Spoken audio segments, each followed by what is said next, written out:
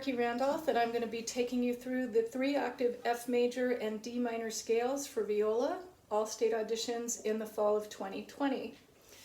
We're going to start with F major, and the first thing you want to do is play a 1-octave F major scale in first position. This is to get the tonality in your ear and to make sure that you're starting off on the right foot.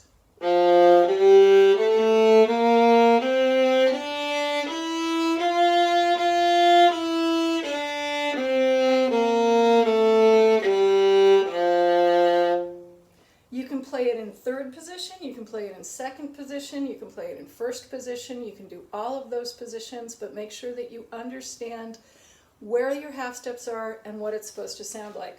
Once you're confident with that first octave, you can play a 1-octave scale on the next octave. You can start with extending the 4th finger on the A string.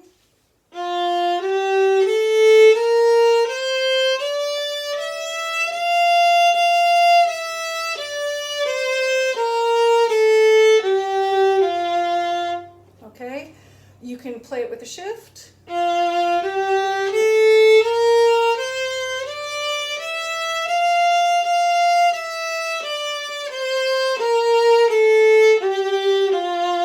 You can play it in third position, second position, whatever you want to do. Just make sure that you get it absolutely in tune and confident.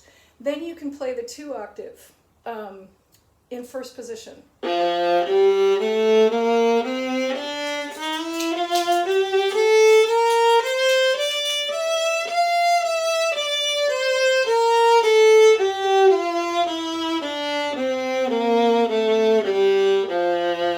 If you're not comfortable with putting 2 octaves together yet, a really good practice technique is to repeat the F. So you play double Fs every time.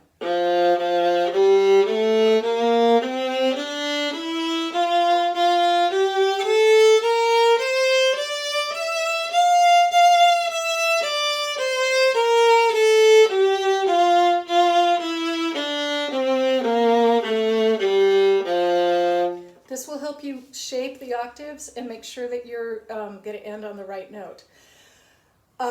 Next, you could try playing the 3rd octave of the F major scale.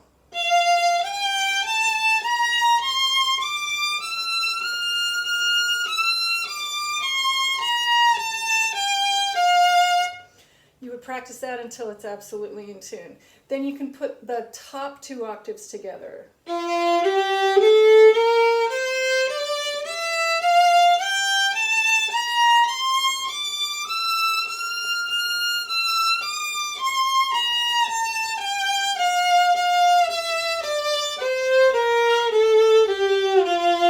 You can try playing it in the fingering that you'll be playing in the 3 octave, starting on 1.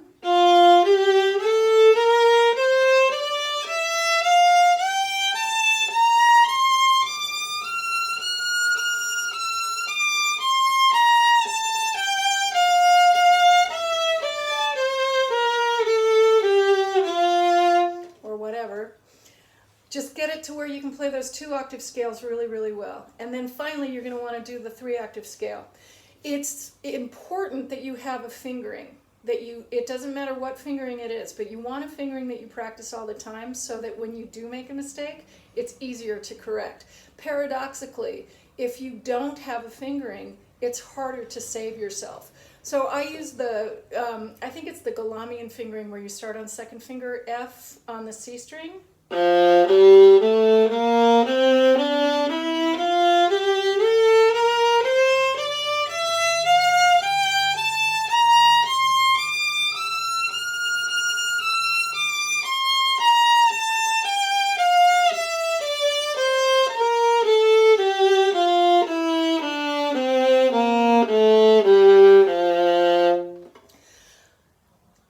If that is not possible yet, you can try doubling the Fs again.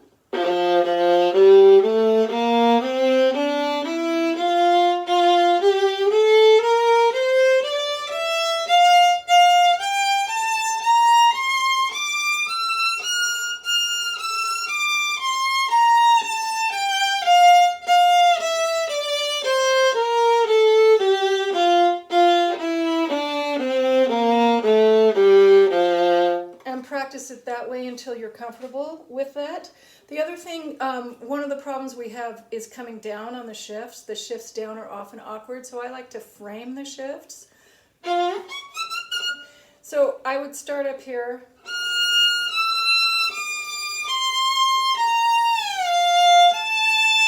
And actually frame the hand to where it's going to be so that I'm not shifting the fingers, I'm shifting the hand.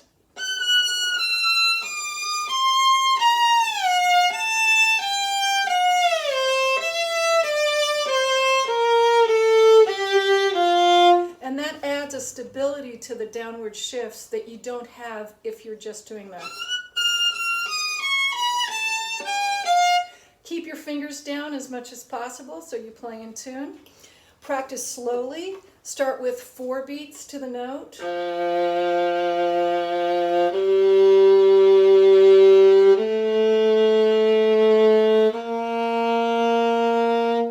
Go to 2 beats to the note. 1 beat to the note.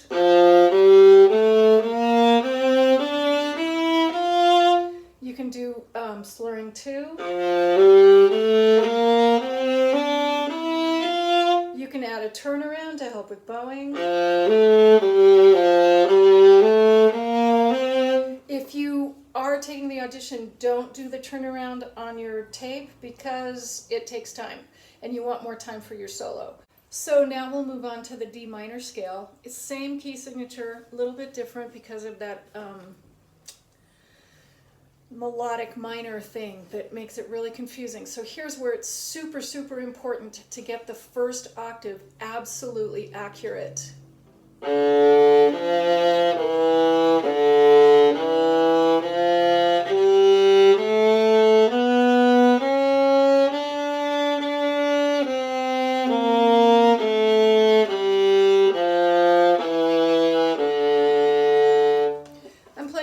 G, but a 4th finger D, and that's so that while the 4th finger D is down on the top, you approach it with high 2nd, high 3rd, so you're in a 3/4 hand position. While you're holding the 4th finger down, move the half steps down before you lift the 4th finger.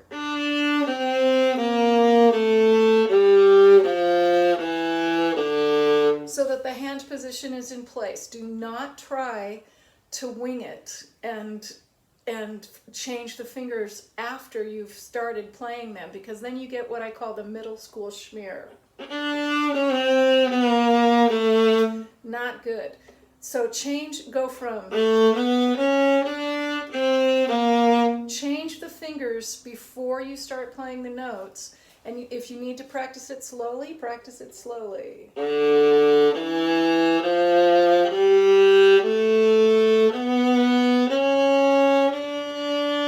Change the hand position.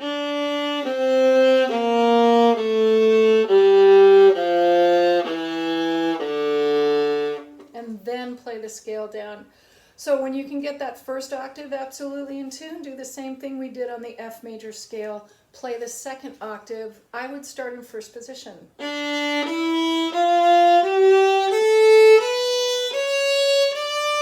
Change the hand position.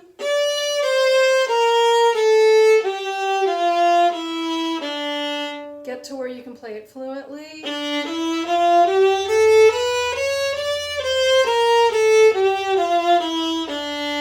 Then you can either go on to the 2 octave or play the 3rd octave.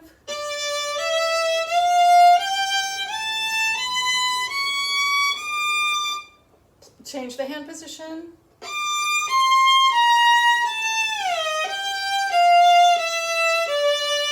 Whatever fingering you're using.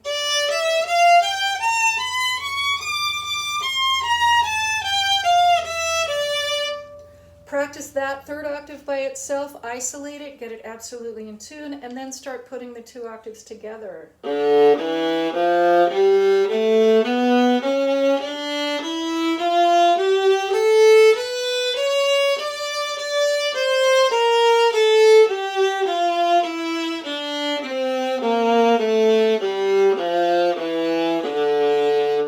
Make sure that you're playing that F natural, because if you don't, you're going to go into D major, and that raised 6th and 7th scale degrees are going to make us think that we're in major. So it's important that you adjust the fingers on the way down, and also F natural is absolutely non-negotiable. If you can make a lot of mistakes in the minor scale, but F sharp is not acceptable because it changes key. So practice those 2 octaves, practice it with the shift. Then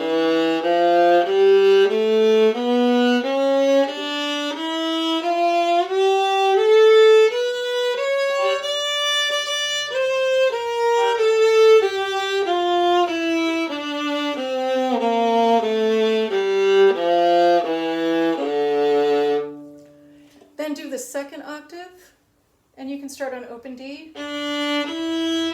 Shift.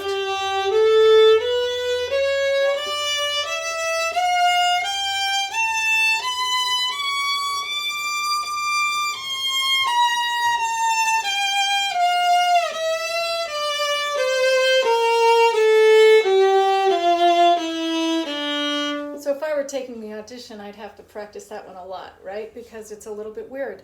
So you get that 2nd octave absolutely in tune, the second 2 octaves, and then you do the 3 octave scale. I'm going to play it once, reiterating the Ds.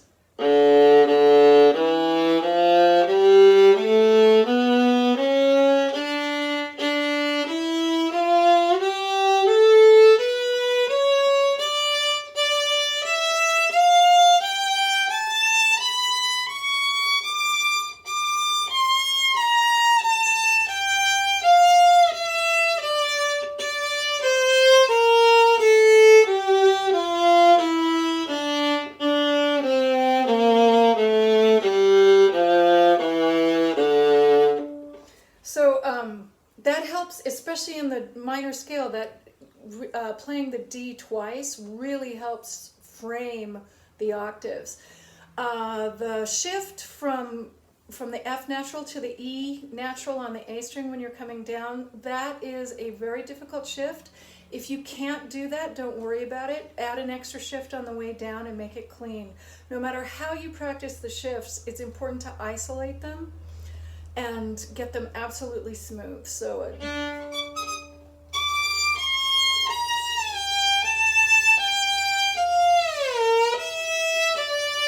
that's how I would practice it until it becomes very, very natural and very clean. And then you just play the 3 octave scale.